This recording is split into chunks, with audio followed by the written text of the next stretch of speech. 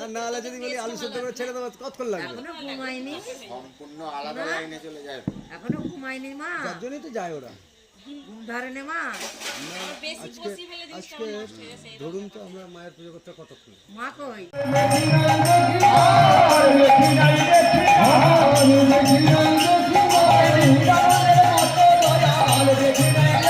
ভগবান